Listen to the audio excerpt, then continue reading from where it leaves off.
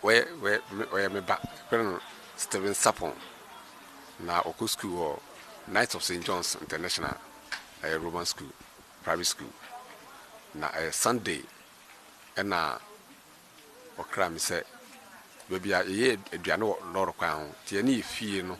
mu kwan be say about 300 meters where say on the or to na dua kodi na aduane na wahwe TV na unfortunately ebra ofri ya no ekop 637 no wanu fie nti mra nua no waka no ka se ekona okwa na onya no fie na nkra no beka kire nti frechi sase behwe no the whole night no ya hu no na at the phone the report my police now police so my paper call all the radio stations I was sunyane nti I attended mama ya announcement na ne say ato say investigation na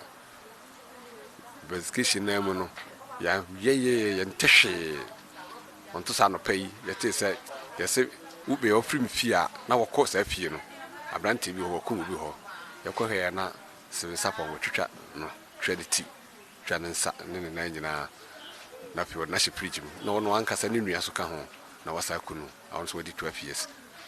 so called the same school no na brantie no ne kura wum ni say wasa madamfo na just 4 days na oba mfie say isa na ne adwuma kura kakra wa surveyor quantity surveyor abrantie ne quantity surveyor nti oba mfie kura say ono ankasa na plot bia wo si fie no blocks ni anwe nyina guso 3 trips ni anwe nyina nti menton ma no ena meye den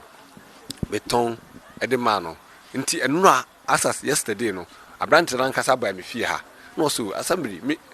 former assembly member osumi na nkwa ben nti obi afrem assembly man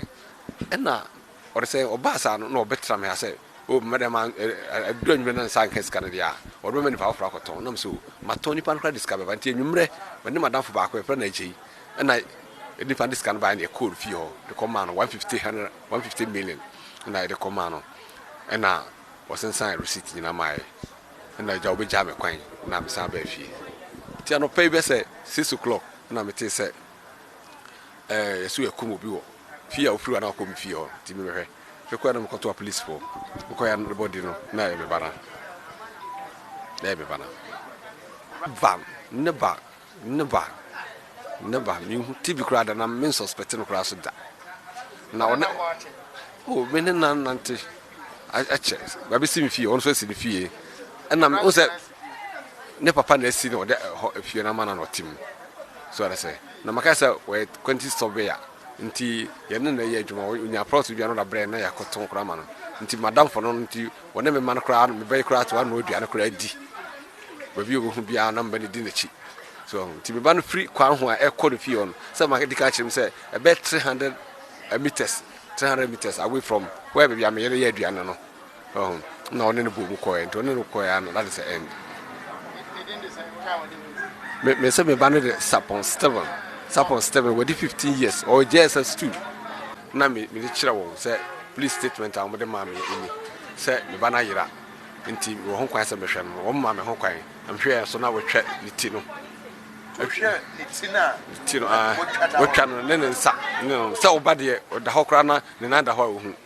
wo twa ni ti no ne nya no ra she fridge ti na oba ni ti she fridge ne nsa ni nya she fridge na ono asa nua na wokunu ye no so de oda ho na police for no acheche